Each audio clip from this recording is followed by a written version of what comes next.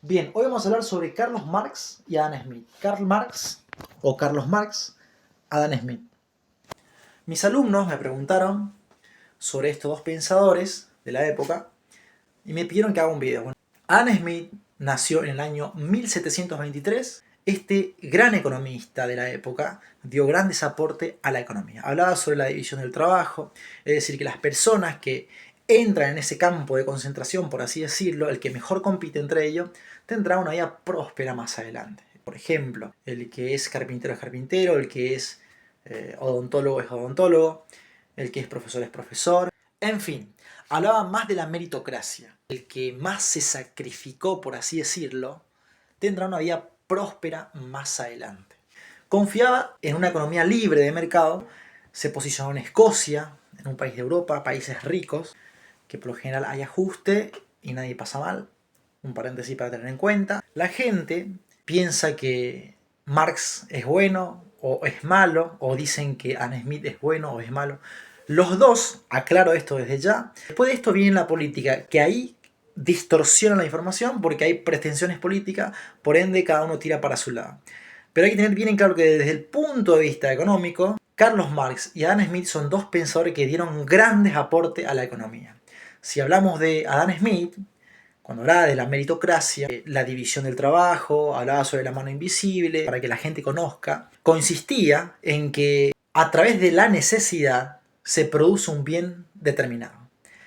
Y los demandantes van a determinar qué precio tendría ese bien o servicio. Hoy por hoy está instalado en la sociedad las teorías de Adam Smith, porque si nosotros miramos en el mercado, cualquier empresa, cualquier pyme que invierta en nuestro país o nuestra región, por así decirlo, hace un análisis de mercado.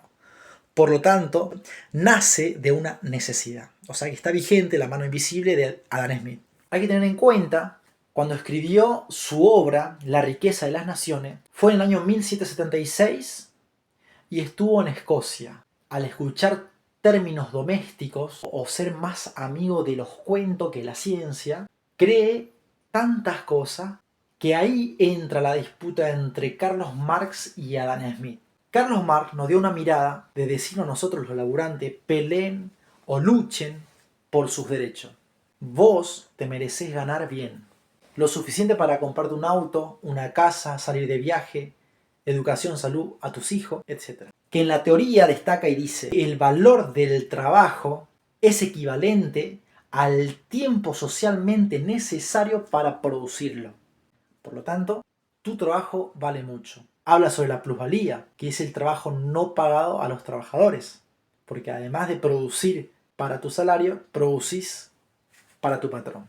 Cabe destacar que Carlos Marx confiaba en la intervención del Estado, en una economía proteccionista, pero con un buen gobierno. El tema está en lo siguiente, cuando tenemos un mal gobierno nos encontramos con crisis, como por ejemplo también la ideología de Adam Smith. Podemos liberar el mercado, no llegan los inversores y además estamos ajustando a la sociedad y podemos correr un riesgo en términos de crisis. Entonces hay que tener la mirada de que Carlos Marx, con sus aportes de confiar en la intervención del Estado con una economía proteccionista pero con un buen gobierno, nos lleva para arriba. Pero una economía proteccionista con un mal gobierno nos da para abajo.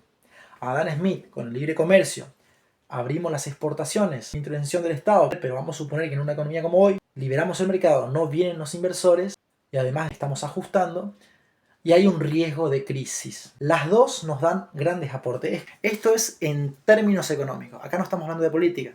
Después de esto viene la política. En síntesis, así como Adam Smith destacaba lo siguiente, que a través de la necesidad nace un bien, un producto, lo que él denominó la mano invisible.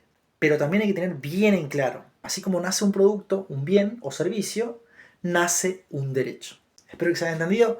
Sin hablar de política, estamos hablando y analizando teorías económicas.